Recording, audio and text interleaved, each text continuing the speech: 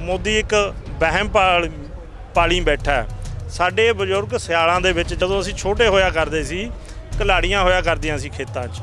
ਇਹ 3-3 ਮਹੀਨੇ ਗੰਨੇ ਪੀਟਦੇ ਰਹਿੰਦੇ ਸੀ, ਗੁੜ ਬਣਾਈ ਜਾਂਦੇ ਸੀ, ਪਰ ਘਰ ਨਹੀਂ ਸੀ ਆਉਂਦੇ। ਇਹਨਾਂ ਨੇ ਉਹ ਸਿਆਲ ਤਾਂ ਇੱਥੇ ਕੱਢ ਲਿਆ, ਗਰਮੀ ਵੀ ਅਸੀਂ ਇੱਥੇ ਕੱਢ ਲੈਣੀ ਆ, ਸਾਨੂੰ ਕਿਸੇ ਕਿਸਮ ਦੀ ਦਿੱਕਤ ਨਹੀਂ। ਮੋਦੀ ਸਾਹਿਬ ਇਹ ਨਹੀਂ ਕਹਿੰਦੇ ਵੀ ਸਾਡਾ ਬਿਜ਼ਨਸ ਕਰਨਾ ਕੰਮ ਨਹੀਂ, ਉਹ ਕਹਿੰਦੇ ਨੇ ਸਾਡਾ ਬਿਜ਼ਨਸ ਕਰਵਾਉਣਾ ਕੰਮ ਹੈ। ਮੋਦੀ ਸਾਹਿਬ ਨੇ ਦੇਸ਼ ਵੇਚ ਦਿੱਤਾ ਹੈ, ਇਹਨੂੰ ਇਹ ਨਾ ਸੋਚੋ ਵੀ ਵੇਚਣ ਜਾ ਰਹੇ ਨੇ, ਇਹਨੇ ਵੇਚ ਦਿੱਤਾ। ਇਹਦੀਆਂ ਚਾਲਾਂ ਤੋਂ ਅੱਜ ਸਾਡੇ ਆਗੂ ਅਵੇਅਰਨੈਸ ਫੈਲਾਉਣ ਬੰਗਾਲ ਗਏ ਨੇ, ਹੋਰ ਵੀ ਸਟੇਟਾਂ ਜਾਣਗੇ। ਸਰਕਾਰ ਦਾ ਮਤਲਬ ਹੈ ਨਰਿੰਦਰ ਮੋਦੀ ਐਂਡ ਅਮਿਤ ਸ਼ਾਹ, ਇਹੀ ਸਰਕਾਰ ਹੈ। ਹੁਣ ਭਾਵੇਂ ਖੱਟਰ ਸਾਹਿਬ ਕੁਝ ਕਹੀ ਜਾਣ, ਨਰਿੰਦਰ ਤੋਮਰ ਕੁਝ ਕਹੀ ਜਾਵੇ, ਉਹਦਾ ਕੋਈ ਮਾਇਨਾ ਨਹੀਂ। ਜੋ ਮੋਦੀ ਸਾਹਿਬ ਤੇ ਅਮਿਤ ਸ਼ਾਹ ਨੇ ਕਹਿਣਾ ਹੈ ਉਹੀ ਇਸ ਦੇਸ਼ 'ਚ ਹੁੰਦਾ। ਇਹ ਬਹੁਤ ਮੰਦਭਾਗੀ ਘਟਨਾ ਹੈ, ਇਹ ਤੋਂ ਸਾਨੂੰ ਸੁਚੇਤ ਹੋ ਜਾਣਾ ਚਾਹੀਦਾ ਹੈ। ਸਤਿ ਸ਼੍ਰੀ ਅਕਾਲ ਜੀ, ਤੁਸੀਂ ਦੇਖ ਰਹੇ ਹੋ ਵਿਜ਼ਨ ਪੰਜਾਬ ਟੀਵੀ ਤੇ ਮੈਂ ਹਾਂ ਤੁਹਾਡੇ ਨਾਲ ਅਨੂ ਕੌੜਾ। ਬਲਬੀਰ ਸਿੰਘ ਰਾਜੇਵਾਲ ਜੋ ਕਿ ਇਸ ਵੇਲੇ ਸੰਯੁਕਤ ਕਿਸਾਨ ਏਕਤਾ ਮੋਰਚਾ ਦੀ ਅਗਵਾਈ ਕਰ ਰਹੇ ਨੇ, ਉਹਨਾਂ ਦੇ ਸੁਪੁੱਤਰ ਸਾਡੇ ਨਾਲ ਮੌਜੂਦ ਨੇ ਤੇਜਿੰਦਰ ਸਿੰਘ ਰਾਜੇਵਾਲ ਜੀ। ਉਹਨਾਂ ਦੇ ਨਾਲ ਅੱਜ ਗੱਲਬਾਤ ਕਰਦੇ ਹਾਂ। ਸਭ ਤੋਂ ਪਹਿਲਾਂ ਸਵਾਗਤ ਕਰ ਲੈਂਦੇ ਉਹਨਾਂ ਦਾ। ਸਤਿ ਸ਼੍ਰੀ ਅਕਾਲ ਜੀ। ਸਤਿ ਸ਼੍ਰੀ ਅਕਾਲ ਜੀ। ਇਸ ਵੇਲੇ ਰਾਜੇਵਾਲ ਸਾਹਿਬ ਵੈਸਟ ਬੰਗਾਲ ਦੇ ਵਿੱਚ ਗਏ ਹੋਏ ਨੇ, ਉੱਥੇ ਰੈਲੀਆਂ ਕਰ ਰਹੇ ਨੇ। ਉੱਥੇ ਇਹ ਚੀਜ਼ ਦਾ ਸੁਨੇਹਾ ਦਿੱਤਾ ਜਾ ਰਿਹਾ ਵੀ ਭਾਜਪਾ ਨੂੰ ਵੋਟ ਨਾ ਪਾ ਕੇ ਉਹਨਾਂ ਨੂੰ ਪਨਿਸ਼ ਕੀਤਾ ਜਾਵੇ ਤੇ ਹੋਰ ਕਿਸੇ ਨੂੰ ਵੋਟ ਨਾ ਦਿੱਤੀ ਜਾਵੇ। ਤੇ ਤੁਸੀਂ ਇੱਥੇ ਕਿਹੜਾ ਮੋਰਚਾ ਸੰਭਾਲ ਰਹੇ ਹੋ? ਤੁਸੀਂ ਜਦੋਂ ਰਾਜੇਵਾਲ ਸਾਹਿਬ ਇੱਥੇ ਹੁੰਦੇ ਨੇ ਮੋਰਚੇ ਦੇ ਵਿੱਚ, ਤਾਂ ਤੁਸੀਂ ਕਿੱਥੇ ਸਰਗਰਮ ਹੁੰਦੇ ਹੋ? ਉਹਦੇ ਬਾਰੇ ਪਹਿਲਾਂ ਗੱਲਬਾਤ ਕਰਦੇ। ਜਦੋਂ ਦਾ ਇਹ ਮੋਰਚਾ ਸ਼ੁਰੂ ਹੋਇਆ, ਦਿੱਲੀ ਆਉਣ ਤੋਂ ਪਹਿਲਾਂ ਵੀ ਪੰਜਾਬ ਦੇ ਵਿੱਚ ਕਈ ਸ਼ਹਿਰਾਂ 'ਚ ਟਰੈਕਟਰ ਮਾਰਚ ਕੀਤੇ ਗਏ, ਪੈਦਲ ਯਾਤਰਾ ਵੀ ਕੀਤੀ ਗਈ, ਸੈਮੀਨਾਰ ਵੀ ਰੱਖੇ ਗਏ। ਉਸ ਤੋਂ ਬਾਅਦ ਰੇਲਵੇ ਟਰੈਕ ਉੱਤੇ ਵੀ ਬੈਠੇ। ਜਿੱਥੇ ਜਿੱਥੇ ਵੀ ਜਥੇਬੰਦੀ ਦੇ ਆਗੂਆਂ ਨੇ ਜੋ ਵੀ ਹੁਕਮ ਲਾਏ, ਜੋ ਵੀ ਡਿਊਟੀ ਲਾਈ, ਉਹ ਉੱਥੇ ਡਟ ਕੇ ਪਹਿਰਾ ਦਿੱਤਾ। ਇਹਨਾਂ ਦੇ ਸਾਥ ਦੇ ਨਾਲ ਉਹ ਡਿਊਟੀ ਪੂਰੀ ਨਿਭਾਈ ਹੈ। ਜਦੋਂ ਦੇ ਦਿੱਲੀ ਆਏ ਆ, ਉਦੋਂ ਦੇ ਵੀ ਇੱਥੇ ਪਤਾ ਨਹੀਂ ਗੇੜੇ ਤਾਂ ਕਦੇ ਗਿਣੇ ਨਹੀਂ, ਅਨੇਕਾਂ ਹੀ ਚੱਕਰ ਇੱਥੇ ਲੱਗ ਚੁੱਕੇ ਨੇ। ਤੇ ਅੱਜ ਉਹ ਬੰਗਾਲ ਗਏ ਹੋਏ ਨੇ ਤੇ ਉਹਨਾਂ ਨੇ ਆਖਿਆ ਸੀ ਕਿ ਜਿੰਨੇ ਦਿਨ ਮੈਂ ਬੰਗਾਲ ਹਾਂ ਉਨੇ ਦਿਨ ਤਾਂ ਇੱਥੇ ਰਹਿਣਾ। ਅਸੀਂ ਇੱਥੇ ਆ, ਆਪਣੀ ਜਥੇਬੰਦੀ ਦੇ ਆਗੂ ਸਾਹਿਬਾਨ ਨੂੰ ਵੀ ਮਿਲਦੇ ਹਾਂ, ਸਾਰੇ ਵਰਕਰ ਜੋ ਆਏ ਨੇ ਪਿੰਡਾਂ ਤੋਂ ਉਹਨਾਂ ਨੂੰ ਵੀ ਮਿਲੇ ਆ। ਭਾਵੇਂ ਮੈਂ ਤਾਂ ਕਈ ਹੋਰ ਵੀ ਜੋ ਵੀ ਪੰਜਾਬੋਂ ਆਏ ਨੇ, ਹਰਿਆਣੇ ਦੇ ਭਰਾ ਆਏ ਨੇ, ਉਹਨਾਂ ਦੀਆਂ ਵੀ ਟਰਾਲੀਆਂ ਜਾ ਕੇ ਬੈਠੀ ਦਾ, ਉਹਨਾਂ ਨਾਲ ਲੰਗਰ ਸਾਂਝੇ ਕੀਤੇ ਨੇ, ਗੱਲਾਂ ਬਾਤਾਂ ਸਾਂਝੀਆਂ ਕੀਤੀਆਂ ਨੇ। ਕਿਉਂਕਿ ਸਾਂਝਾਂ ਸਾਡੀਆਂ ਮਜ਼ਬੂਤ ਹੋਈਆਂ, ਸਾਂਝਾਂ ਸਾਡੀਆਂ ਧਰਮਾਂ ਤੋਂ ਉੱਪਰ ਉੱਠ ਕੇ ਮਜ਼ਬੂਤ ਹੋਈਆਂ, ਜਾਤ ਪਾਤ ਤੋਂ ਉੱਪਰ ਉੱਠ ਕੇ ਮਜ਼ਬੂਤ ਹੋਈਆਂ। ਇਹ ਜੋ ਅੰਦੋਲਨ ਹੈ, ਇਹ ਅੱਜ ਇਨਸਾਨੀਅਤ ਦਾ ਅੰਦੋਲਨ ਹੈ ਤੇ ਸੱਚ ਦਾ ਹੀ ਪਹਿਰਾ ਦੇ ਰਿਹਾ। ਸੱਚਾਈ ਦੀ ਜਿੱਤ ਹੋਣੀ ਹੈ, ਹਮੇਸ਼ਾ ਹੋਈ ਹੈ, ਅਵੱਸ਼ ਹੋਊਗੀ। ਬਹੁਤ ਇਹੋ ਜਿਹੀਆਂ ਗੱਲਾਂ ਹੋ ਰਹੀਆਂ ਨੇ ਅੰਦੋਲਨ ਬਾਰੇ ਵੀ ਅੰਦੋਲਨ ਦੇ ਵਿੱਚ ਜਿਹੜਾ ਇਕੱਠ ਹੈ ਉਹ ਘਟ ਚੁੱਕਿਆ ਇਸ ਵੇਲੇ। ਤੇ ਤੁਸੀਂ ਜਿਵੇਂ ਗੱਲ ਕੀਤੀ ਵੀ ਟਰਾਲੀਆਂ ਤੱਕ ਤੁਸੀਂ ਜਾ ਕੇ ਆਏ ਹੋ, ਤੁਸੀਂ ਇਸ ਵੇਲੇ ਅੰਦੋਲਨ ਦੀ ਸਥਿਤੀ ਨੂੰ ਕਿਵੇਂ ਦੇਖਦੇ ਹੋ? ਇਸ ਵੇਲੇ ਅੰਦੋਲਨ ਦੀ ਕੀ ਸਥਿਤੀ? ਮੈਂ ਨਹੀਂ ਸਮਝਦਾ ਵੀ ਅੰਦੋਲਨ ਕਿਸੇ ਪੱਖੋਂ ਵੀ ਕਮਜ਼ੋਰ ਹੈ। ਅੰਦੋਲਨ ਜਦੋਂ ਅਸੀਂ ਪਹਿਲਾਂ ਉਰੇ 27 ਤਰੀਕ ਨੂੰ ਆਏ ਸੀ, ਉਹ ਤੋਂ ਵੀ ਜ਼ਿਆਦਾ ਮਜ਼ਬੂਤ ਹੈ। ਜੋ ਅਸੀਂ 27 ਨਵੰਬਰ ਨੂੰ ਇੱਥੇ ਆਏ ਸੀ, ਉਹਦੇ ਨਾਲੋਂ ਸ਼ਮੂਲੀਅਤ ਵੱਧ ਹੈ। ਕੱਲ੍ਹ ਅਸੀਂ ਟਿਕਰੀ ਬਾਰਡਰ 'ਤੇ ਵੀ ਗਏ ਸੀ, ਉੱਥੇ ਜੇ ਤੁਸੀਂ ਜਾ ਕੇ ਦੇਖੋ, ਉੱਥੇ ਵੀ ਕੋਈ ਸ਼ਮੂਲੀਅਤ ਦੀ ਕਮੀ ਨਹੀਂ ਹੈਗੀ। ਉੱਥੇ ਵੀ ਲੋਕਾਂ ਦਾ ਅਥਾਹ ਇਕੱਠ ਹੈ, ਉੱਥੇ ਲੋਕਾਂ ਨੂੰ ਮਿਲਿਆ ਬਹੁਤ ਪਿਆਰ ਦਿੰਦੇ ਨੇ। ਤੇ ਇੱਥੇ ਵੀ ਸਿੰਘੂ ਬਾਰਡਰ 'ਤੇ ਵੀ ਟਰਾਲੀਆਂ ਦਾ ਕੋਈ ਕਮੀ ਨਹੀਂ ਹੈ। ਲੋਕ ਆਪੋ ਆਪਣੀਆਂ ਡਿਊਟੀਆਂ ਬਜਾ ਰਹੇ ਨੇ, ਪਿੰਡਾਂ 'ਚੋਂ ਵਾਰੋ ਵਾਰੀ ਇੱਥੇ ਨੂੰ ਆ ਰਹੇ ਨੇ, ਇੱਥੇ ਲੰਗਰ ਛਕ ਰਹੇ ਨੇ ਆਰਾਮ ਨਾਲ। ਜੇ ਕਿਸੇ ਨੂੰ ਪੁੱਛੀਦਾ ਕਿ ਕਿਸੇ ਕਿਸਮ ਦੀ ਤਕਲੀਫ ਹੈ, ਕਿਸੇ ਨੂੰ ਕੋਈ ਤਕਲੀਫ ਨਹੀਂ। ਮੋਦੀ ਸਾਹਿਬ ਸਮਝ ਲੈਣ, ਇਹ ਲੋਕ ਕਿਸਾਨੀ ਲੋਕ। ਅਸੀਂ ਤਾਂ ਜਦੋਂ ਖੇਤਾਂ ਦੇ ਵਿੱਚ ਕੰਮ ਕਰਦੇ ਹਾਂ, ਅਸੀਂ ਮਹੀਨਾ ਖੇਤਾਂ 'ਚੋਂ ਘਰੇ ਨਹੀਂ ਆਉਂਦੇ। ਸਾਡੇ ਜਿਹੜੇ ਬਜ਼ੁਰਗ ਬੈਠੇ ਨੇ ਇੱਥੇ, ਇਹ ਸਾਤੋਂ ਵੀ ਵੱਧ ਤਪੱਸਵੀ ਨੇ। ਇਹ ਸਿਆਲਾਂ ਦੇ ਵਿੱਚ ਮੋਦੀ ਇੱਕ ਵਹਿਮ ਪਾਲੀ ਬੈਠਾ। ਸਾਡੇ ਬਜ਼ੁਰਗ ਸਿਆਲਾਂ ਦੇ ਵਿੱਚ ਜਦੋਂ ਅਸੀਂ ਛੋਟੇ ਹੋਇਆ ਕਰਦੇ ਸੀ, ਘਲਾੜੀਆਂ ਹੋਇਆ ਕਰਦੀਆਂ ਸੀ ਖੇਤਾਂ 'ਚ। ਇਹ 3-3 ਮਹੀਨੇ ਗੰਨੇ ਪੀਟਦੇ ਰਹਿੰਦੇ ਸੀ, ਗੁੜ ਬਣਾਈ ਜਾਂਦੇ ਸੀ, ਪਰ ਘਰ ਨਹੀਂ ਸੀ ਆਉਂਦੇ। ਇਹਨਾਂ ਨੇ ਉਹ ਸਿਆਲ ਤਾਂ ਇੱਥੇ ਕੱਢ ਲਿਆ, ਗਰਮੀ ਵੀ ਅਸੀਂ ਇੱਥੇ ਕੱਢ ਲੈਣੀ ਆ, ਸਾਨੂੰ ਕਿਸੇ ਕਿਸਮ ਦੀ ਦਿੱਕਤ ਨਹੀਂ। ਮੋਦੀ ਨੂੰ ਮੈਂ ਅਪੀਲ ਇਹ ਕਹਿ ਲਓ ਕਰ ਦੇਣਾ ਚਾਹੁੰਦਾ ਕਿ ਇਹਨਾਂ ਨੂੰ ਜਿਹੜੇ ਕਾਲੇ ਕਾਨੂੰਨ ਇਹਨੇ ਕਰੋਨਾ ਦੇ ਦੌਰਾਨ ਬਣਾਏ ਨੇ, ਇਸ ਕਿਸਾਨੀ ਨੂੰ ਢਾਹ ਲਾਉਣ ਵਾਲੇ ਕਾਨੂੰਨ ਬਣਾਏ ਨੇ, ਇਹ ਜਲਦੀ ਰੱਦ ਕਰੇ, ਇਹਨਾਂ ਨੂੰ ਵਾਪਸ ਲਵੇ ਤੇ ਕਿਸਾਨਾਂ ਨੂੰ ਖੁਸ਼ੀ ਉਹਨਾਂ ਦੇ ਪਿੰਡਾਂ ਵੱਲ ਭੇਜੇ, ਤਾਂ ਜੋ ਅਸੀਂ ਆਪਣੇ ਪਰਿਵਾਰਾਂ 'ਚ ਜਾ ਕੇ ਬੱਚਿਆਂ 'ਚ ਅਸੀਂ ਵੀ ਖੁਸ਼ੀ ਰਹੀਏ। ਬਿਲਕੁਲ ਰਾਜੇਵਾਲ ਸਾਹਿਬ ਤੁਹਾਡੇ ਨਾਲ ਗੱਲਬਾਤ ਕਰਦੇ ਹੋਣਗੇ ਜਾਂ ਫੋਨ ਤੇ ਗੱਲਬਾਤ ਹੁੰਦੀ ਹੋਊਗੀ, ਜਦੋਂ ਮੁਲਾਕਾਤ ਹੁੰਦੀ ਹੈ ਉਹ ਇਸ ਅੰਦੋਲਨ ਬਾਰੇ ਤੁਹਾਡੇ ਨਾਲ ਕੀ ਗੱਲ ਕਰਦੇ ਨੇ ਵੀ ਕਿਵੇਂ ਅੰਦੋਲਨ ਚੱਲ ਰਿਹਾ ਜਾਂ ਕੀ ਸਥਿਤੀ, ਉਹ ਕੀ ਗੱਲਬਾਤ ਕਰਦੇ ਨੇ ਅੰਦੋਲਨ ਦੀ, ਜਾਂ ਸਰਕਾਰ ਨਾਲ ਕੀ ਗੱਲਬਾਤ ਚੱਲੀ ਜਾਂਦੀ ਹੈ ਉਸ ਬਾਰੇ? ਮੈਂ ਤੁਹਾਨੂੰ ਦੱਸ ਦੇਵਾਂ ਕਿ ਫਾਦਰ ਸਾਹਿਬ ਨਾਲ ਮੇਰੀ ਗੱਲ ਤਾਂ ਜ਼ਰੂਰ ਹੁੰਦੀ ਹੈ, ਪਰ ਮੇਰੇ ਨਾਲੋਂ ਜ਼ਿਆਦਾ ਜਥੇਬੰਦੀ ਦੇ ਜਿਹੜੇ ਆਗੂ ਸਾਹਿਬਾਨ ਨੇ ਜਾਂ ਹੋਰ ਕਿਸਾਨ ਮੋਰਚੇ ਦੇ ਆਗੂ ਸਾਹਿਬਾਨ ਨੇ, ਉਹਨਾਂ ਨੂੰ ਉਹ ਜ਼ਿਆਦਾ ਟਾਈਮ ਦਿੰਦੇ ਨੇ। ਅਸੀਂ ਤਾਂ ਕਦੇ ਜਦੋਂ ਇੱਥੇ ਆਏ ਹੁੰਦੇ ਆ, ਕਈ ਵਾਰੀ ਤਾਂ ਇਹ ਹੁੰਦਾ ਵੀ ਇੱਥੇ 2-2 3 ਦਿਨ ਰਹਿ ਕੇ ਵੀ ਜਾਈਦਾ ਤੇ ਉਹਨਾਂ ਨਾਲ ਮੁਲਾਕਾਤ ਵੀ ਨਹੀਂ ਹੁੰਦੀ। ਸਤਿ ਸ੍ਰੀ ਅਕਾਲ ਤੋਂ ਬਿਨਾਂ ਚਾਹੀਦਾ ਹੁੰਦਾ ਵੀ ਮਨ 'ਚ ਸੋਚਿਆ ਹੁੰਦਾ ਵੀ ਉਹਨਾਂ ਤੋਂ ਕੁਝ ਪੁੱਛੀਏ, ਪਰ ਉਹਨਾਂ ਦਾ ਵੇਲ ਹੀ ਨਹੀਂ ਹੁੰਦਾ। ਕਦੇ ਕੋਈ ਉਹਨਾਂ ਕੋਲ ਬੈਠਾ ਹੁੰਦਾ, ਕਦੇ ਕੋਈ ਬੈਠਾ ਹੁੰਦਾ, ਪਰ ਜਦੋਂ ਵੀ ਉਹਨਾਂ ਦੀ ਗੱਲ ਹੁੰਦੀ ਹੈ ਤਾਂ ਉਹ ਇਹੀ ਦੱਸਦੇ ਨੇ ਕਿ ਮੋਰਚਾ ਆਪਣੀ ਮਜ਼ਬੂਤੀ ਵੱਲ ਵੱਧ ਰਿਹਾ ਤੇ ਉਹ ਇਹੀ ਆਸ ਨਹੀਂ, ਉਹਨਾਂ ਦਾ ਪੱਕਾ ਵਿਸ਼ਵਾਸ ਹੈ ਕਿ ਮੋਰਚੇ ਨੂੰ ਇਹ ਸਾਰੇ ਆਗੂ ਸਾਹਿਬਾਨ ਸਹੀ ਦਿਸ਼ਾ 'ਚ ਲੈ ਕੇ ਜਾ ਰਹੇ ਨੇ ਤੇ ਇਹਦੇ ਮੋਰਚੇ ਦੀ ਅਵੱਸ਼ ਜਿੱਤ ਹੋਊਗੀ। ਬਿਲਕੁਲ, ਜਿਵੇਂ ਕਿ ਹੁਣ ਵੈਸਟ ਬੰਗਾਲ ਦੇ ਵਿੱਚੋਂ ਗਏ ਨੇ, ਵੈਸਟ ਬੰਗਾਲ ਦੇ ਵਿੱਚ ਰੈਲੀਆਂ ਹੋ ਰਹੀਆਂ ਨੇ, ਕੀ ਲੱਗਦਾ ਤੁਹਾਨੂੰ ਕਿ ਇਹਨਾਂ ਜਿਹੜਾ ਰੈਲੀਆਂ ਦਾ ਪ੍ਰਭਾਵ ਪਏਗਾ ਵੈਸਟ ਬੰਗਾਲ ਦੇ ਵਿੱਚ? ਕੀ ਸਰਕਾਰ ਉੱਥੇ ਡਿੱਗ ਪਾਏਗੀ? ਇਹਦਾ ਜਿਹੜਾ ਮਕਸਦ ਹੈ ਬੰਗਾਲ ਦੇ ਵਿੱਚ ਜਾਣ ਦਾ, ਮੈਂ ਇਹ ਸਮਝਦਾ ਕਿ ਅੱਜ ਸੰਯੁਕਤ ਕਿਸਾਨ ਮੋਰਚੇ ਦੇ ਜਿਹੜੇ ਸਾਡੇ ਆਗੂ ਸਾਹਿਬਾਨ ਨੇ, ਸਾਰਾ ਦੇਸ਼ ਉਹਨਾਂ ਨੂੰ ਦੇਖ ਰਿਹਾ ਹੈ, ਉਹਨਾਂ ਦੀ ਕਾਰਜਸ਼ੈਲੀ ਤੋਂ ਪ੍ਰਭਾਵਿਤ ਹੈ ਸਾਰਾ ਦੇਸ਼ ਵਾਸੀ। ਉਹਨਾਂ ਦੇ ਇੱਕ ਕਾਲ ਤੇ ਤੁਸੀਂ ਪਿੱਛੇ ਜੇ ਵੀ ਦੇਖਿਆ, ਜਦੋਂ ਵੀ ਕਿਤੇ ਅਸੀਂ ਰੇਲ ਟਰੈਕ ਬੰਦ ਕੀਤੇ ਸਾਰੇ ਦੇਸ਼ 'ਚ ਬੰਦ ਹੋਏ, ਸਾਰਾ ਦੇਸ਼ ਵੀ ਬੰਦ ਕੀਤਾ, ਸੜਕਾਂ ਤੇ ਜਾਮ ਹੋਏ, ਸਾਰੇ ਬੰਦ ਹੋਏ। ਇਸੇ ਤਰ੍ਹਾਂ ਦੇਸ਼ ਇਹਨਾਂ ਵੱਲ ਦੇਖ ਰਿਹਾ। ਅੱਜ ਇਹ ਕਿਸਾਨ ਆਗੂ ਬੰਗਾਲ ਦੀ ਧਰਤੀ ਤੇ ਗਏ ਨੇ, ਲੋਕਾਂ ਨੂੰ ਅਵੇਅਰਨੈਸ ਦੇਣ ਗਏ ਨੇ, ਅਵੇਅਰ ਕਰਨ ਗਏ ਨੇ ਕਿ ਬੀਜੇਪੀ ਦੀ ਸਰਕਾਰ ਨੂੰ ਲੋਕੋ ਵੋਟ ਨਾ ਪਾਓ, ਕਿਉਂਕਿ ਇਹ ਜਿਹੜੀ ਬੀਜੇਪੀ ਦੀ ਸਰਕਾਰ ਹੈ ਇਹਨੇ ਇਕੱਲਾ ਕਿਸਾਨੀ ਦੇ ਹੱਕ ਨਹੀਂ ਖੋਣੇ, ਇਹਨੇ ਸਾਰਾ ਦੇਸ਼ ਚੰਦ ਕਾਰਪੋਰੇਟ ਘਰਾਣਿਆਂ ਨੂੰ ਵੇਚ ਦੇਣਾ। ਦੇਸ਼ ਨੂੰ ਵੇਚਣ ਦਾ ਮਤਲਬ ਇਹ ਹੈ ਕਿ ਮੁੜ ਕੇ ਦੇਸ਼ ਨੂੰ ਗੁਲਾਮੀ ਵੱਲ ਧੱਕਣਾ। ਅਸੀਂ ਜਿਹੜੇ ਅੱਜ ਦੇਸ਼ ਵਾਸੀ ਹਾਂ, ਸਾਨੂੰ ਇਹਨਾਂ ਕਿਸਾਨ ਆਗੂਆਂ ਦਾ ਧੰਨਵਾਦੀ ਹੋਣਾ ਬਣਦਾ ਹੈ ਜਿਨ੍ਹਾਂ ਨੇ ਇਸ ਕਾਰਪੋਰੇਟ ਘਰਾਣਿਆਂ ਦੀ ਚਾਲ ਸਮਝੀ ਤੇ ਦੇਸ਼ 'ਚ ਅਵੇਅਰਨੈਸ ਫੈਲਾ ਰਹੇ ਨੇ। ਇਸ ਦੇਸ਼ ਨੂੰ ਗੁਲਾਮੀ ਵੱਲ ਨਾ ਜਾਣ ਤੋਂ ਇਹ ਕਿਸਾਨ ਆਗੂਆਂ ਦੀ ਅਗਵਾਈ ਹੀ ਰੋਕੂਗੀ ਤੇ ਸਾਨੂੰ ਮੁੜ ਕੇ ਆਜ਼ਾਦ ਦੇਸ਼ 'ਚ ਰਹਿਣ ਦਾ ਸਾਨੂੰ ਮੌਕਾ ਮਿਲੂਗਾ। ਜਿਵੇਂ ਕਿ ਤੁਸੀਂ ਗੱਲ ਕੀਤੀ ਵੀ ਇਸ ਵੇਲੇ ਨਿੱਜੀਕਰਨ ਜਿਹੜਾ ਹੈ ਹਰ ਇੱਕ ਚੀਜ਼ ਦਾ ਹੋ ਰਿਹਾ, ਪ੍ਰਾਈਵੇਟਾਈਜੇਸ਼ਨ ਹਰ ਇੱਕ ਚੀਜ਼ ਦੀ ਹੋ ਰਹੀ ਹੈ, ਪਰ ਮੋਦੀ ਸਾਹਿਬ ਇਹ ਗੱਲ ਕਹਿ ਚੁੱਕੇ ਨੇ ਵੀ ਜਿਹੜਾ ਬਿਜ਼ਨਸ ਕਰਨਾ ਉਹ ਸਰਕਾਰ ਦਾ ਕੰਮ ਨਹੀਂ ਹੈਗਾ, ਸਰਕਾਰ ਦਾ ਕੰਮ ਹੈ ਲੋਕਾਂ ਦਾ ਵੈਲਫੇਅਰ, ਲੋਕਾਂ ਦਾ ਚੰਗਿਆਈ ਦੇਖਣੀ। ਤਾਂ ਫਿਰ ਜਦੋਂ ਉਹ ਇਹ ਚੀਜ਼ ਕਹਿ ਚੁੱਕੇ ਨੇ ਵੀ ਬਿਜ਼ਨਸ ਕਰਨਾ ਸਾਡਾ ਕੰਮ ਨਹੀਂ ਹੈਗਾ, ਪ੍ਰਾਈਵੇਟਾਈਜੇਸ਼ਨ, ਤਾਂ ਫਿਰ ਆਮ ਜੀ ਗੱਲ ਹੈ ਵੀ ਹੋਊਗਾ ਹੀ ਫਿਰ। ਨਹੀਂ, ਮੈਂ ਤਾਂ ਹੋਰ ਗੱਲ ਕਹੂੰਗਾ ਕਿ ਮੋਦੀ ਸਾਹਿਬ ਇਹ ਨਹੀਂ ਕਹਿੰਦੇ ਵੀ ਸਾਡਾ ਬਿਜ਼ਨਸ ਕਰਨਾ ਕੰਮ ਨਹੀਂ, ਉਹ ਕਹਿੰਦੇ ਨੇ ਸਾਡਾ ਬਿਜ਼ਨਸ ਕਰਵਾਉਣਾ ਕੰਮ ਹੈ। ਅਸੀਂ ਇਹਨਾਂ ਨੂੰ ਬਿਜ਼ਨਸ ਦੇਣਾ, ਚੰਦ ਕਾਰਪੋਰੇਟ ਘਰਾਣਿਆਂ ਨੂੰ। ਸਰਕਾਰ ਦੱਸੋ ਕਿਹੜਾ ਬਿਜ਼ਨਸ ਕਰਦੀ ਹੈ? ਸਾਡੇ PSU ਸੀਗੇ, ਪਬਲਿਕ ਸੈਕਟਰ ਯੂਨਿਟ, ਉਹ ਸਟੈਬਲਿਸ਼ ਕਰਨੇ ਹੁੰਦੇ ਨੇ ਹਰੇਕ ਸਰਕਾਰਾਂ ਨੇ, ਤੇ ਉਹ ਇੰਨੇ ਵਧੀਆ ਚੱਲ ਰਹੇ ਸੀ। ਹੁਣ ਆ ਰੇਲਵੇ ਦੀ ਆਪਾਂ ਗੱਲ ਲੈ ਲਈਏ, ਪੰਜਾਬ ਦੇ ਵਿੱਚ ਸਭ ਤੋਂ ਪਹਿਲਾਂ ਜੇ ਕੋਈ ਯਾਰਡ ਬਣਿਆ, ਡਰਾਈ ਪੋਰਟ ਯਾਰਡ ਬਣਿਆ, ਉਹ Punjab state warehousing corporation ਨੇ ਲੁਧਿਆਣੇ 'ਚ ਬਣਾਇਆ।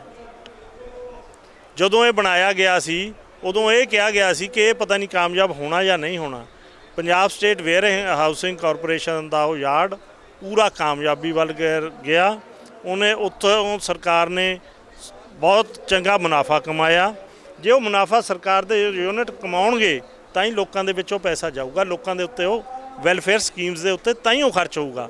ਮੈਂ ਮੋਦੀ ਸਾਹਿਬ ਨੂੰ ਇਹ ਪੁੱਛਣਾ ਚਾਹੁੰਦਾ ਕਿ ਜੇ ਇਹਨਾਂ ਦਾ ਕੰਮ ਨਹੀਂ PSU ਚਲਾਉਣਾ, ਇਹਨਾਂ ਦਾ ਕੰਮ ਹੈ PSU ਵੇਚ ਕੇ ਕਾਰਪੋਰੇਟ ਨੂੰ ਦੇਣਾ, ਕੀ ਕਾਰਪੋਰੇਟ ਘਰਾਣੇ ਇਹਨਾਂ ਨੂੰ ਪੈਸੇ ਦੇਣਗੇ ਵੈਲਫੇਅਰ ਸਕੀਮ ਚਲਾਉਣ ਲਈ? ਇਹ ਵੈਲਫੇਅਰ ਸਕੀਮਸ ਚਲਾਉਣਗੇ ਕਿੱਥੋਂ ਜਦ ਇਹਨਾਂ ਦੇ ਹੱਥ ਵੱਸ ਹੀ ਨਹੀਂ ਕੁਝ ਰਹਿਣਾ? ਇਹਨੇ ਸਾਰਾ ਦੇਸ਼ ਵੇਚ ਦੇਣਾ। ਮੈਂ ਪਹਿਲਾਂ ਵੀ ਤੁਹਾਨੂੰ ਕਿਹਾ, ਇਹਨੇ ਤਹਈਆ ਕਰ ਲਿਆ। ਮੋਦੀ ਸਾਹਿਬ ਅੱਜ ਇੱਕ ਸਵੀਡਨ ਦੀ ਕੰਪਨੀ ਨੇ ਇੱਕ ਸਰਵੇ ਕੀਤਾ, ਉਹ ਲਿਖਦੇ ਨੇ ਵੀ India is no more a democratic country, ਇਹ ਆਟੋਕ੍ਰੈਟਿਕ ਹੋ ਚੁੱਕਿਆ। ਅੱਜ ਤੁਹਾਨੂੰ ਪਤਾ ਦੇਸ਼ ਦੀ ਅਰਥ ਵਿਵਸਥਾ ਕਿੰਨੀ ਬੁਰੀ ਹੈ। ਕਈ ਅਸੀਂ ਗਰੀਬ ਦੇਸ਼ਾਂ ਦੇ ਮੁਲਕਾਂ ਦੀ ਲਿਸਟ 'ਚ ਆ ਚੁੱਕੇ ਹਾਂ। ਹਜੇ ਵੀ ਮੋਦੀ ਸਾਹਿਬ ਕਹੀ ਜਾਂਦੇ ਨੇ ਕਿ ਨਹੀਂ ਸਾਡਾ ਦੇਸ਼ ਅਜੇ ਵੀ ਅਮੀਰ ਆ। ਮੋਦੀ ਸਾਹਿਬ ਨੇ ਦੇਸ਼ ਵੇਚ ਦਿੱਤਾ ਹੈ। ਇਹਨੂੰ ਇਹ ਨਾ ਸੋਚੋ ਵੀ ਵੇਚਣ ਜਾ ਰਹੇ ਨੇ, ਇਹਨੇ ਵੇਚ ਦਿੱਤਾ। ਇਹਦੀਆਂ ਚਾਲਾਂ ਤੋਂ ਅੱਜ ਸਾਡੇ ਆਗੂ ਅਵੇਅਰਨੈਸ ਫੈਲਾਉਣ ਬੰਗਾਲ ਗਏ ਨੇ, ਹੋਰ ਵੀ ਸਟੇਟਾਂ ਜਾਣਗੇ। ਐਫਸੀਆਈ ਨੇ ਦੋ ਗੱਲਾਂ ਕਹੀਆਂ ਨੇ। ਇੱਕ ਤਾਂ ਐਫਸੀਆਈ ਕਹਿੰਦਾ ਵੀ ਹੁਣ ਡਾਇਰੈਕਟ ਪੇਮੈਂਟ ਜਿਹੜੀ ਹੈ ਕਿਸਾਨਾਂ ਦੇ ਅਕਾਊਂਟ ਦੇ ਵਿੱਚ ਜਾਣਗੀਆਂ ਹੁਣ। ਦੂਸਰਾ ਉਹ ਕਹਿੰਦਾ ਵੀ ਸਰਕਾਰੀ ਖਰੀਦ ਹੁਣ ਉਹਨਾਂ ਜ਼ਮੀਨ ਉਸੇ ਜ਼ਮੀਨ ਦੀ ਹੋਊਗੀ ਜਿਹੜੀ ਕਿ ਰਿਕਾਰਡ ਹੋਊਗਾ, ਜਿਹਦਾ ਜੇ ਰਿਕਾਰਡ ਨਹੀਂ ਹੋਊਗਾ ਤਾਂ ਸਰਕਾਰੀ ਖਰੀਦ ਨਹੀਂ ਹੋਊਗੀ। ਇਹਨਾਂ ਦੋ ਬਿਆਨਾਂ ਨੂੰ ਕਿਵੇਂ ਦੇਖਦੇ ਹੋ? ਲੱਗਦਾ ਹੈ ਵੀ ਜਿਹੜੇ 3 ਕਾਨੂੰਨ ਨੇ ਇਹ ਉਹਨਾਂ ਦਾ ਹੀ ਹਿੱਸਾ? ਇਹ ਐਫਸੀਆਈ ਨਹੀਂ ਕਹਿੰਦੀ ਬੀਬਾ ਜੀ, ਇਹਨੂੰ ਪੜ੍ਹੋ। ਇਹ ਮਿਨਿਸਟਰੀ ਆਫ ਫੂਡ ਕਹਿੰਦਾ। ਐਫਸੀਆਈ ਤਾਂ ਉਹਦਾ ਇੱਕ ਅਦਾਰਾ ਹੈ। ਮਿਨਿਸਟਰੀ ਆਫ ਫੂਡ ਨੇ ਇਹ ਚਿੱਠੀ ਕੱਢੀ ਹੈ। ਇਹ ਪਹਿਲਾਂ ਵੀ ਕੱਢੀ ਸੀ, 2013 ਦੇ ਕਰੀਬ ਕੱਢੀ ਸੀ। ਉਦੋਂ ਵੀ ਇਹ ਡਾਇਰੈਕਟ ਪੇਮੈਂਟ ਦਾ ਵਾਵੇਲਾ ਖੜਾ ਹੋਇਆ ਸੀ ਪੰਜਾਬ ਦੇ ਵਿੱਚ। ਉਦੋਂ ਵੀ ਪੰਜਾਬ ਦੇ ਵਿੱਚ ਪੰਜਾਬ ਸਰਕਾਰ ਦੇ ਖਿਲਾਫ ਰਿਟ ਪਾਈ ਗਈ। ਉੱਥੇ ਰਿਟ ਪਾਈ ਗਈ ਤਾਂ ਉੱਥੇ ਬਾਰ-ਬਾਰ ਜਦੋਂ ਉਹਦਾ ਫੈਸਲਾ ਨਾ ਹੋਇਆ, ਪੰਜਾਬ ਸਰਕਾਰ ਨੇ ਇੱਕ ਫੈਸਲਾ ਕਰ ਦਿੱਤਾ ਸੀ ਕਿ ਜਿਨ੍ਹਾਂ ਨੇ ਡਾਇਰੈਕਟ ਪੇਮੈਂਟ ਲੈਣੀ ਹੈ ਉਹਨਾਂ ਨੇ ਹਾਈ ਕੋਰਟ ਨੂੰ ਲਿਖ ਕੇ ਦਿੱਤਾ ਸੀ। ਹਾਈ ਕੋਰਟ 'ਚ ਰਿਟ ਚੱਲਦੀ ਸੀ ਵੀ ਜਿਹਨੇ ਡਾਇਰੈਕਟ ਪੇਮੈਂਟ ਲੈਣੀ ਆ ਉਹ ਡਾਇਰੈਕਟ ਪੇਮੈਂਟ ਲੈ ਸਕਦਾ ਹੈ, ਜਿਹਨੇ ਥਰੂ APMC ਐਕਟ ਪੇਮੈਂਟ ਲੈਣੀ ਆ ਉਹ ਐਕਟ ਦੇ ਰਾਹੀਂ ਪੇਮੈਂਟ ਲੈ ਸਕਦਾ। ਉਦੋਂ ਵੀ ਸਿਰਫ ਪੰਜਾਬ 'ਚੋਂ 5 ਕਿਸਾਨਾਂ ਨੇ ਹਲਫੀਆ ਬਿਆਨ ਦਿੱਤਾ ਸੀ ਕਿ ਅਸੀਂ ਡਾਇਰੈਕਟ ਪੇਮੈਂਟ ਲੈਣੀ ਚਾਹੁੰਦੇ ਹਾਂ, ਤੇ ਹਾਈ ਕੋਰਟ ਨੇ ਇਹ ਆਰਡਰ ਕਰ ਦਿੱਤੇ ਸੀ। ਮੈਂ ਤਾਂ ਤੁਹਾਨੂੰ ਦੱਸ ਦੇਣਾ ਚਾਹੁੰਦਾ ਕਿ ਸਰਕਾਰਾਂ ਨੇ ਕਾਨੂੰਨ ਛਿੱਕੇ ਟੰਗੇ ਨੇ। ਇਹਨਾਂ ਨੇ ਪੰਜਾਬ ਹਰਿਆਣਾ ਹਾਈ ਕੋਰਟ ਦਾ ਆਰਡਰ ਨੂੰ ਵੀ ਨਹੀਂ ਇਹ ਕੇਂਦਰ ਦੀ ਸਰਕਾਰ ਮੰਨ ਰਹੀ, ਕਿਉਂਕਿ ਇਹ ਹਾਈ ਕੋਰਟ ਦੇ ਆਰਡਰ ਨੇ ਕਿ ਜੋ ਡਾਇਰੈਕਟ ਲੈਣੀ ਚਾਹੁੰਦਾ ਉਹ ਡਾਇਰੈਕਟ ਲੈ ਲਵੇ, ਜਿਹਨੇ ਐਕਟ ਦੇ ਰਾਹੀਂ ਲੈਣੀ ਹੈ ਐਕਟ ਦੇ ਰਾਹੀਂ ਲੈ ਲਵੇ। ਉਦੋਂ ਵੀ ਜਿਹੜੇ ਉਹ 5 ਕਿਸਾਨ ਸੀ ਉਹਨਾਂ ਨੇ ਡਾਇਰੈਕਟ ਪੇਮੈਂਟ ਬਾਅਦ 'ਚ ਨਹੀਂ ਸੀ ਲਈ, ਉਹਨਾਂ ਨੇ ਵੀ ਥਰੂ APMC ਐਕਟ ਹੀ ਲਈ ਸੀ। ਅੱਜ ਮਿਨਿਸਟਰੀ ਆਫ ਫੂਡ ਨੇ ਫੇਰ ਇਹ ਲੈਟਰ ਕੱਢੀ ਹੈ। ਇਹ ਚਾਹੁੰਦੇ ਨੇ ਵੀ ਪੰਜਾਬ 'ਚ ਅਸੀਂ ਕਿਸੇ ਤਰ੍ਹਾਂ ਕੋਈ ਖਲਬਲੀ ਪੈਦਾ ਕਰੀਏ। ਅੱਜ ਜਦ ਪੰਜਾਬ ਤੇ ਹਰਿਆਣਾ ਦੇ ਕਿਸਾਨਾਂ ਨੇ ਦੇਸ਼ ਦਾ ਭੰਡਾਰ ਅੰਨ ਭੰਡਾਰ ਇੰਨਾ ਭਰ ਦਿੱਤਾ ਹੈ, ਅੱਜ ਇਹ ਸਾਨੂੰ ਧੱਕੇ ਮਾਰਦੇ ਨੇ। ਪਰ ਦੇਸ਼ ਨੂੰ ਭੁੱਲਣਾ ਨਹੀਂ ਚਾਹੀਦਾ ਪ੍ਰਧਾਨ ਮੰਤਰੀ ਨੂੰ। ਇਹੀ ਇਸ ਖਿੱਤੇ ਦੇ ਲੋਕ ਨੇ, ਭਾਵੇਂ ਉਹ ਈਸਟਰਨ UP ਆ ਗਈ, ਭਾਵੇਂ ਹੋਰ ਨੇ। ਸਾਡੇ ਕਿਸਾਨਾਂ ਨੇ ਬਹੁਤ ਵੱਡਾ ਯੋਗਦਾਨ ਪਾਇਆ। ਦੇਸ਼ ਦੇ ਕਿਸਾਨਾਂ ਨੇ ਇਸ ਦੇਸ਼ ਨੂੰ ਜਿਹੜਾ ਭੁੱਖਾ ਸੌਇਆ ਕਰਦਾ ਸੀ, ਉਹਨਾਂ ਦੇ ਢਿੱਡ ਭਰੇ ਨੇ ਲੋਕਾਂ ਦੇ। ਅੱਜ ਮੋਦੀ ਸਰਕਾਰ ਕਿਸਾਨਾਂ ਨੂੰ ਪਿੱਛੇ ਧੱਕਣ ਜਾ ਰਹੀ ਹੈ, ਕਿਸਾਨੀ ਨੂੰ ਕਾਰਪੋਰੇਟ ਦੇ ਹਵਾਲੇ ਕਰਨਾ ਚਾਹੁੰਦੀ ਹੈ। ਮੈਂ ਤੁਹਾਨੂੰ ਦੱਸ ਦੇਣਾ ਚਾਹੁੰਦਾ ਇਹ ਦੇਸ਼ ਲਈ ਬਹੁਤ ਘਾਤਕ ਹੋ ਜਾਣਾ। ਅੱਜ ਮੱਕੀ ਪੰਜਾਬ 'ਚ ਜੋ 700 ਤੋਂ ਲੈ ਕੇ 1000 ਰੁਪਏ ਵਿਕਦੀ ਹੈ, ਉਹਦਾ ਦਿੱਲੀ 'ਚ ਆਟਾ 250 ਰੁਪਏ ਵਿਕ ਰਿਹਾ। ਉਹਦਾ ਆਟਾ 30 ਤੋਂ 40 ਰੁਪਏ ਕਿਲੋ ਵਿਕ ਰਿਹਾ ਬਾਜ਼ਾਰ ਦੇ ਵਿੱਚ। ਜਦੋਂ ਇਹਨਾਂ ਦੇ ਕੋਲ ਚਲੇ ਗਿਆ, ਮੈਂ ਦਾਅਵੇ ਨਾਲ ਕਹਿਣਾ ਉਹੀ ਆਟਾ ਤੁਹਾਨੂੰ 100 ਰੁਪਏ ਤੋਂ ਘੱਟ ਨਹੀਂ ਮਿਲਣਾ। ਇਸ ਵੇਲੇ ਜੇ ਗੱਲ ਕਰੀਏ ਸਰਕਾਰ ਦੀ, ਤਾਂ ਸਰਕਾਰ 2 ਟੁਕੇ ਗੱਲ ਕਹਿ ਚੁੱਕੀ ਹੈ ਵੀ ਕਾਨੂੰਨ ਜਿਹੜੇ ਨੇ ਉਹ ਵਾਪਸ ਨਹੀਂ ਹੋਣੇ। ਇਹ ਗੱਲ ਖੱਟੜ ਸਾਹਿਬ ਬੋਲ ਚੁੱਕੇ ਨੇ। ਉਸ ਤੋਂ ਬਾਅਦ ਜੇ ਗੱਲ ਕਰੀਏ ਇਹਨਾਂ ਬਿਆਨਾਂ ਦੀ, ਜਦੋਂ ਬਿਆਨ ਦਿੰਦੇ ਨੇ, ਤੋਮਰ ਸਾਹਿਬ ਪਿੱਛੇ ਜੇ ਕਹਿੰਦੇ ਸੀਗੇ ਵੀ ਅਸੀਂ ਸੋਧਾਂ ਨੂੰ ਮੰਨ ਜਾਂਦੇ ਹਾਂ। ਇੱਕ ਪਾਸੇ ਖੱਟੜ ਸਾਹਿਬ ਕਹਿੰਦੇ ਨੇ ਵੀ ਵਾਪਸ ਨਹੀਂ ਹੋਣੇ, ਫਿਰ ਤੋਮਰ ਸਾਹਿਬ ਕਹਿੰਦੇ ਨੇ ਵੀ ਸੋਧਾਂ ਨੂੰ ਮੰਨ ਜਾਂਦੇ ਹਾਂ। ਲੱਗਦਾ ਵੀ ਸਰਕਾਰ ਆਪਸ 'ਚ ਕਨਫਿਊਜ਼ ਹੈ ਹਾਲੇ। ਨਹੀਂ, ਸਰਕਾਰ ਨਹੀਂ ਕਨਫਿਊਜ਼, ਸਰਕਾਰ ਦੇ ਮੰਤਰੀ ਕਨਫਿਊਜ਼ ਨੇ। ਕਿਉਂਕਿ ਜਿਹੜੀ ਸਰਕਾਰ ਹੈ ਸਾਡੀ, ਸਰਕਾਰ ਦਾ ਮਤਲਬ ਹੈ ਨਰਿੰਦਰ ਮੋਦੀ ਐਂਡ ਅਮਿਤ ਸ਼ਾਹ। ਇਹੀ ਸਰਕਾਰ ਹੈ। ਹੁਣ ਭਾਵੇਂ ਖੱਟਰ ਸਾਹਿਬ ਕੁਝ ਕਹੀ ਜਾਣ, ਨਰਿੰਦਰ ਤੋਮਰ ਕੁਝ ਕਹੀ ਜਾਵੇ, ਉਹਦਾ ਕੋਈ ਮਾਇਨਾ ਨਹੀਂ। ਜੋ ਮੋਦੀ ਸਾਹਿਬ ਤੇ ਅਮਿਤ ਸ਼ਾਹ ਨੇ ਕਹਿਣਾ ਹੈ ਉਹੀ ਇਸ ਦੇਸ਼ 'ਚ ਹੁੰਦਾ। ਇਹ ਬਹੁਤ ਮੰਦਭਾਗੀ ਘਟਨਾ ਹੈ, ਇਹ ਤੋਂ ਸਾਨੂੰ ਸੁਚੇਤ ਹੋ ਜਾਣਾ ਚਾਹੀਦਾ ਹੈ।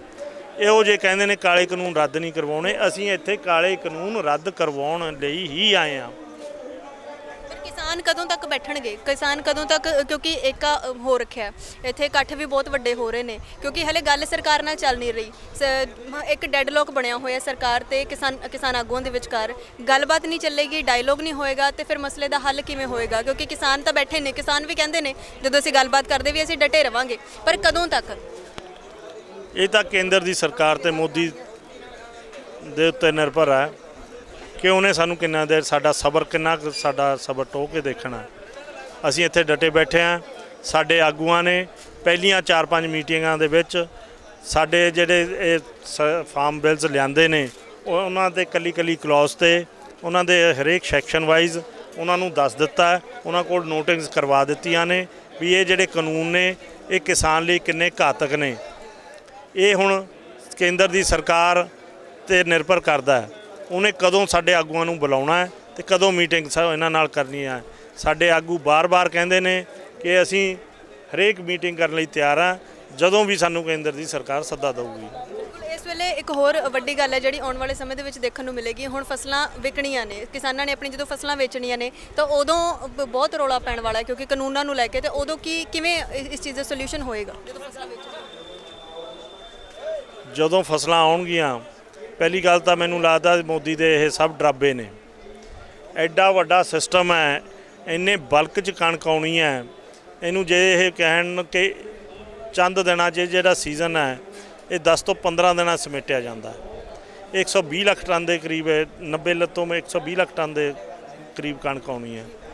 ਇੰਨੀ ਕਣਕ ਨੂੰ 15 ਦਿਨ ਦੇ ਵਿੱਚ ਕੁੱਟਣ ਦੇ ਲਈ ਜੇ ਮੋਦੀ ਸਰਕਾਰ ਜਾਂ ਪੰਜਾਬ ਸਰਕਾਰ ਇਹਦੇ 'ਚ ਕਿਸੇ ਕਿਸਮ ਦਾ ਅੜਿੱਕਾ ਬਣੂਗੀ, ਪੰਜਾਬ ਦੇ ਹਾਲਾਤ ਖਰਾਬ ਹੋ ਜਾਣ ਦਾ ਖਤਰਾ ਹੈ। ਇਸ ਕਰਕੇ ਇਹ ਸਾਨੂੰ ਡਰਾਬੇ ਹੀ ਦਿੰਦੇ ਨੇ। ਇਹਨਾਂ ਨੂੰ ਭਲੀ ਭਾਂਤ ਪਤਾ ਹੈ। ਇਹਨਾਂ ਨੇ ਆਪਣੇ ਆਪ ਅੱਜ ਹੀ ਸਾਡੇ ਪੰਜਾਬ ਦੇ ਫੂਡ ਮਿਨਿਸਟਰ ਦਾ ਬਿਆਨ ਹੈ ਕਿ ਸਰਕਾਰ ਦਾਣਾ ਦਾਣਾ ਚੱਕੇਗੀ।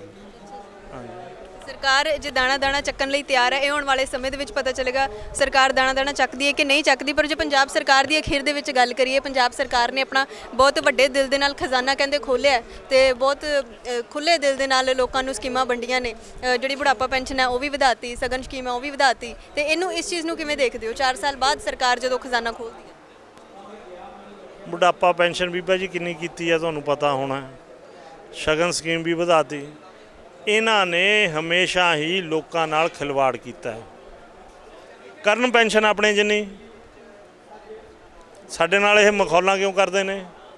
ਇਹ ਆਪ ਲੈਂਦੇ ਨੇ। ਪੰਜਾਬ ਦਾ ਇੱਕ MLA 75,000 ਕੁਛ ਰੁਪਈਏ ਪੈਨਸ਼ਨ ਲੈਂਦਾ, ਜਦ ਉਹਦਾ ਪਰਿਵਾਰ 75,000 ਨਾਲ ਨਹੀਂ ਖੁਸ਼ ਹੋ ਸਕਦਾ। ਕੀ ਸਾਡੇ ਜਿਹੜੀ ਬਿਰਧ ਪੈਨਸ਼ਨ ਲਾਈ ਹੈ ਉਹ 2500 ਤੋਂ ਕੁਛ ਵਧਾਈ ਹੈ, ਮੈਨੂੰ ਨਹੀਂ ਪਤਾ ਕਿੰਨੀ ਕੀਤੇ, 1500 ਕੀਤੀ ਹੈ, 750 ਤੋਂ 1500। ਇੱਕ ਪਾਸੇ ਤਾਂ 1500, ਇਹ ਸਾਡੇ ਨਾਲ ਮਜ਼ਾਕ ਹੀ ਹੈ। ਆਪ 75,000, 50 ਗੁਣਾ ਜ਼ਿਆਦਾ। ਕਹਿੰਦੇ ਕੁਛ ਤਾਂ ਕੀਤਾ ਨਾ, ਮਹਿਲਾਵਾਂ ਵਾਸਤੇ ਬੱਸਾਂ ਵੀ ਫ੍ਰੀ ਕਰਤੀਆਂ। ਉਹ ਜਿਹੜੀਆਂ ਬੱਸਾਂ ਮੈਂ ਫ੍ਰੀ ਕਰ ਦਿੱਤੀਆਂ। ਮੈਂ ਸਮਰਾਲਾ ਸ਼ਹਿਰ ਨੂੰ ਬਿਲੋਂਗ ਕਰਦਾ, ਉੱਥੇ ਰਹਿਣਾ। ਸਾਡੇ ਸ਼ਹਿਰ ਦੇ ਵਿੱਚ ਮੈਂ ਦਿਨ ਦੇ ਵਿੱਚ ਕਦੇ ਹੀ ਪੰਜਾਬ ਰੋਡਵੇਜ਼ ਦੀ ਕਦੇ ਕਦਾਈ ਇੱਕ ਬੱਸ ਦੇਖਦਾ ਜਾਂਦੀ, ਤੇ ਜੇ ਉਹਦੇ 'ਚ ਕੋਈ ਮਾਈ ਬੈਠ ਵੀ ਗਈ ਮੈਨੂੰ ਲੱਗਦਾ ਉਹ ਮੰਜ਼ਿਲ ਤੇ ਪਹੁੰਚ ਵੀ ਸਕੂਗੀ। ਹਾਂਜੀ, ਇਹ ਇੱਕ ਮਹਿਜ ਡਰਾਮੇ ਨੇ। ਸਰਕਾਰਾਂ ਨੇ ਪ੍ਰਾਈਵੇਟ ਬੱਸਿਸ ਵਾਲਿਆਂ ਨਾਲ, ਟਰਾਂਸਪੋਰਟ ਵਾਲਿਆਂ ਨਾਲ ਰਲ ਕੇ ਸਾਰੇ ਰੂਟ ਤਾਂ ਪ੍ਰਾਈਵੇਟ ਵਾਲਿਆਂ ਨੂੰ ਵੇਚੇ ਹੋਏ ਨੇ। ਸਾਡੀਆਂ ਮਾਂ ਨੂੰ ਕਦੋਂ ਰੂਟ ਮਿਲਣੇ ਨੇ? ਜਾਂ ਤਾਂ ਉਹ ਰੋਡਵੇਜ਼ ਦੀਆਂ ਬੱਸਾਂ ਲੈ ਕੇ ਆਉਣ। ਤੇ ਨਾਲੇ ਇਹ ਜਿਹੜਾ ਕਿਹਾ ਵੀ ਹੈ, ਇਹ ਵੀ ਤੁਸੀਂ ਧਿਆਨ ਨਾਲ ਪੜ੍ਹੋ, ਇਹ ਜੁਲਾਈ ਮਹੀਨੇ ਤੋਂ ਸ਼ੁਰੂ ਕਰਨਾ ਹੈ। ਜੁਲਾਈ ਤੋਂ ਬਾਅਦ ਜਨਵਰੀ ਦਸੰਬਰ 'ਚ ਉਹ ਲਾਗੂ ਹੋ ਜਾਣਾ। ਕੀ ਕਹਿੰਦੇ, ਚੋਣ ਜ਼ਾਬਤਾ ਲਾਗੂ ਹੋ ਜਾਣਾ। ਕੀ 5 ਮਹੀਨੇ ਸਾਡੀਆਂ ਮਾਈਆਂ ਕਿੱਥੇ ਚਲੀਆਂ ਜਾਣਗੀਆਂ? ਨਾ ਇਹਨਾਂ ਨੇ ਬੱਸਾਂ ਪਾਉਣੀਆਂ ਨੇ, ਰੋਡਵੇਜ਼ ਦੀ ਲਾਰੀ ਨਾ ਬੂਹਾ ਨਾ ਬਾਰੀ ਹੈ ਜੀ। ਉਹਦੇ ਤਾਂ ਹੁਣ ਕੋਈ ਬੈਠ ਕੇ ਹੀ ਨਹੀਂ ਰਾਜੀ ਹੈਗਾ। ਅਖੀਰ ਦੇ ਵਿੱਚ ਗੱਲ ਕਰ ਲੈਂਦੇ ਹਾਂ ਕਰੋਨਾ ਦੀ, ਕਿਉਂਕਿ ਇਸ ਵੇਲੇ ਸਾਰੀ ਜਗ੍ਹਾ ਹਾਹਾਕਾਰ ਜੇ ਮਚੀ ਹੋਈ ਹੈ ਤੇ ਕਰੋਨਾ ਵਾਇਰਸ ਕਰਕੇ ਮਚੀ ਹੋਈ ਹੈ। ਫਿਰ ਨਾਈਟ ਕਰਫਿਊ ਜਿਹੜੇ ਨੇ ਉਹ ਲਗਾਏ ਜਾਣੇ ਨੇ। ਤੇ ਪਰ ਜਿਹੜੀ ਭਾਜਪਾ ਸਰਕਾਰ ਨੇ ਕਿਹਾ ਸੀਗਾ ਵੀ ਅਸੀਂ ਜਦੋਂ ਵੈਸਟ ਬੰਗਾਲ ਦੇ ਵਿੱਚ ਰੈਲੀਆਂ ਕਰਨੀਆਂ ਨੇ ਤਾਂ 10 ਲੱਖ ਬੰਦਿਆਂ ਦੇ ਇਕੱਠ ਦਾ ਟੀਚਾ ਹੈ ਸਾਡਾ, ਵੀ ਅਸੀਂ 10 ਲੱਖ ਬੰਦੇ ਇਕੱਠੇ ਕਰਨੇ ਨੇ। ਉਦੋਂ ਫਿਰ ਕਰੋਨਾ ਕਿੱਥੇ ਜਾਊਗਾ? ਉਦੋਂ ਫਿਰ ਕਰੋਨਾ ਮੋਦੀ ਸਾਹਿਬ ਆਪਣੇ ਝੋਲੇ 'ਚ ਪਾ ਲਿਆਉਣਗੇ ਬੰਗਾਲ ਤੋਂ, ਉਹਨੂੰ ਪਾ ਕੇ ਲਿਆ ਕੇ ਸਾਡੀਆਂ ਸੜਕਾਂ 'ਤੇ ਰਾਤ ਨੂੰ ਛੱਡਣਗੇ, ਪੰਜਾਬ ਦੀਆਂ ਸੜਕਾਂ 'ਤੇ। ਉਹ ਤਾਂ ਹੀ ਕਰਫਿਊ ਲਾਤਾ ਵੀ ਰਾਤ ਨੂੰ ਕਰੋਨਾ ਉੱਥੇ ਆਰਾਮ ਨਾਲ ਟਹਿਲ ਪਹਿਲ ਸਕੇ। ਮੈਂ ਪੁੱਛਣਾ ਚਾਹੁੰਦਾ ਸਰਕਾਰਾਂ ਨੂੰ, ਲੋਕਾਂ ਨੂੰ ਕਿਉਂ ਬੇਵਕੂਫ ਬਣਵਾਇਆ ਜਾ ਰਿਹਾ? ਜੇ ਕੋਈ ਟਰੈਵਲ ਕਰ ਰਿਹਾ, ਆਪਣੀ ਕਾਰ ਦੇ ਵਿੱਚ ਟਰੈਵਲ ਕਰ ਰਿਹਾ ਜਾਂ ਕਿਸੇ ਬੱਸ 'ਚ ਟਰੈਵਲ ਕਰ ਰਹੇ ਨੇ, ਕੀ ਉਹ ਦਿਨ 'ਚ ਉਹ ਵਹੀਕਲ ਨੂੰ ਵਰਤਦਾ ਨਹੀਂ? ਕੀ ਕਰੋਨਾ ਦਿਨ ਨੂੰ ਉਸ ਵਹੀਕਲ ਤੋਂ ਬਾਹਰ ਹੋ ਜਾਂਦਾ? ਇਹ ਲੋਕਾਂ ਨੂੰ ਮੂਰਖ ਬਣਾਇਆ ਜਾ ਰਿਹਾ ਹੈ। ਇਹ ਕਰੋਨਾ ਦੇ ਇੱਕ ਹਊਏ ਤੋਂ ਡਰਾਬਾ ਦੇ ਕੇ ਲੋਕਾਂ ਨੂੰ ਅੰਦਰ ਤਾੜ ਕੇ ਇਸ ਸੈਂਟਰ ਦੀ ਸਰਕਾਰ ਨੇ, ਮੋਦੀ ਦੀ ਸਰਕਾਰ ਨੇ ਸਾਰੇ ਅਦਾਰੇ ਕਾਰਪੋਰੇਟ ਘਰਾਣਿਆਂ ਨੂੰ ਵੇਚ ਦਿੱਤੇ ਨੇ, ਲੋਕਾਂ ਨੂੰ ਅੰਦਰ ਤਾੜ ਕੇ। ਬਹੁਤ ਮੰਦਭਾਗੀ ਘਟਨਾ ਇਹ ਕੀਤੀ ਹੈ ਇਹਨੇ। ਬਹੁਤ ਹੀ, ਮੈਂ ਇਹਨੂੰ ਕਿਹੜੇ ਸ਼ਬਦਾਂ ਨਾਲ ਇਹਦੀ ਨਿਖੇਧੀ ਕਰਾਂ ਸਰਕਾਰ ਦੀ। ਲੋਕਾਂ ਨੂੰ ਮਾਰਨ ਦੀਆਂ ਨੀਤੀਆਂ ਨੇ ਸਰਕਾਰ ਦੀਆਂ। ਅੰਤ ਦੇ ਵਿੱਚ ਸਾਨੂੰ ਅੱਗੇ ਦੀਆਂ ਬਸ ਰਣਨੀਤੀਆਂ ਤੁਸੀਂ ਇੱਕ ਵਾਰ ਦੱਸ ਦਿਓ ਵੀ ਸੰਯੁਕਤ ਕਿਸਾਨ ਏਕਤਾ ਮੋਰਚੇ ਦੀ ਅੱਗੇ ਦੀਆਂ ਰਣਨੀਤੀਆਂ ਕੀ ਹੋਣ ਵਾਲੀਆਂ ਨੇ, ਕਿਸ ਤਰੀਕੇ ਦੇ ਨਾਲ ਸਰਕਾਰ ਦੇ ਨਾਲ ਨਜਿੱਠਿਆ ਜਾਏਗਾ, ਕਿਸ ਤਰੀਕੇ ਦੇ ਨਾਲ ਜਿਵੇਂ ਇੱਥੇ ਗਰਮੀ ਵੱਧ ਰਹੀ ਹੈ ਨਾਲ ਨੌਜਵਾਨਾਂ ਨੂੰ ਕਿਹਾ ਜਾਂਦਾ ਸੀਗਾ ਵੀ ਨਾਲ ਨਹੀਂ ਹੈਗੇ, ਉਹਨਾਂ ਨੂੰ ਲੈ ਕੇ ਕੀ ਅੱਗੇ ਰਣਨੀਤੀਆਂ ਲਿਖੀਆਂ ਗਈਆਂ? ਇਹ ਨੌਜਵਾਨ ਹੈਗੇ ਨੇ। ਕੱਲ੍ਹ ਅਸੀਂ ਟਿਕਰੀ ਬਾਰਡਰ ਤੇ ਵੀ ਗਏ, ਉੱਥੇ ਵੀ ਨੌਜਵਾਨ ਹੈਗੇ ਨੇ। ਇੱਥੇ ਸਿੰਘੂ ਬਾਰਡਰ ਤੇ ਵੀ ਨੌਜਵਾਨ ਹੈਗੇ ਨੇ। ਬਾਕੀ ਕੱਲ੍ਹ ਨੂੰ ਮੈਂ ਗਾਜੀਪੁਰ ਬਾਰਡਰ ਵੀ ਜਾਣਾ, ਉੱਥੇ ਵੀ ਦੇਖ ਆਵਾਂਗੇ। ਤੁਸੀਂ ਕਿਹੜਾ ਬੀਬਾ ਜੀ ਨੌਜਵਾਨ ਨਹੀਂ, ਤੁਸੀਂ ਵੀ ਤਾਂ ਇਹਦਾ ਇੱਕ ਪਾਰਟ ਹੋ। ਆ ਨਜ਼ਰ ਮਾਰ ਲਓ, ਮੈਨੂੰ ਤਾਂ ਨੌਜਵਾਨ ਹੀ ਨਜ਼ਰ ਆਉਂਦੇ ਨੇ। ਹਾਂਜੀ, ਇਹ ਜਿਹੜੀ ਨੌਜਵਾਨੀ ਹੈ ਉਹ ਪੂਰੀ ਤਰ੍ਹਾਂ ਸਾਥ ਹੈ ਨੌਜਵਾਨੀ ਦਾ ਸਾਡੇ ਨਾਲ। ਆ ਸਟੇਜ ਤੇ ਤੁਸੀਂ ਜਾ ਕੇ ਦੇਖੋ, ਸਾਡੇ ਹਰਿਆਣੇ ਦੇ ਭਰਾ ਨੌਜਵਾਨ ਆਗੂ ਬੈਠੇ ਨੇ, ਇਸੇ ਤਰ੍ਹਾਂ ਪੰਜਾਬ ਦੇ ਵੀ ਨੌਜਵਾਨ ਇੱਥੇ ਨੇ। ਸਾਰੇ ਦੇਸ਼ ਦੇ ਨੌਜਵਾਨ ਪੂਰਾ ਕਿਸਾਨ ਮੋਰਚੇ ਦੇ ਨਾਲ ਨੇ ਤੇ ਇਹਦੇ 'ਚ ਭਰਵੀਂ ਹਾਜ਼ਰੀ ਲਵਾ ਕੇ ਇਹਨੂੰ ਮਜ਼ਬੂਤ ਕਰ ਰਹੇ ਨੇ। ਜੀ ਨੌਜਵਾਨ ਜਿਵੇਂ ਕਿ ਗੱਲ ਕੀਤੀ ਹੈ ਵੀ ਨਾਲ ਨੇ, ਤੇਜਿੰਦਰ ਸਿੰਘ ਰਾਜੇਵਾਲ ਜੀ ਸਾਡੇ ਨਾਲ ਸੀਗੇ, ਬਲਬੀਰ ਸਿੰਘ ਰਾਜੇਵਾਲ ਜੀ ਦੇ ਸਪੁੱਤਰ ਨੇ। ਆਪਣੀ ਗੱਲਬਾਤ ਉਹਨਾਂ ਨੇ ਸਾਡੇ ਨਾਲ ਸਾਂਝੀ ਕੀਤੀ ਹੈ, ਅੱਗੇ ਦੀ ਰਣਨੀਤੀਆਂ ਜਿਹੜੀਆਂ ਨੇ ਉਹਦੇ ਬਾਰੇ ਵੀ ਸਾਡੇ ਨਾਲ ਗੱਲਬਾਤ ਕੀਤੀ ਹੈ। ਤੁਸੀਂ ਸੁਣੀ ਹੈ ਜੀ, ਅੱਗੇ ਦੀਆਂ ਅਪਡੇਟਸ ਜਿਹੜੀਆਂ ਨੇ ਉਹ ਵੀ ਤੁਹਾਡੇ ਤੱਕ ਪਹੁੰਚਾਉਂਦੇ ਰਵਾਂਗੇ। ਕੈਮਰਾਮੈਨ ਗੋਲਡੀ ਦੇ ਨਾਲ ਮੈਂ ਅਨੁਕੜ।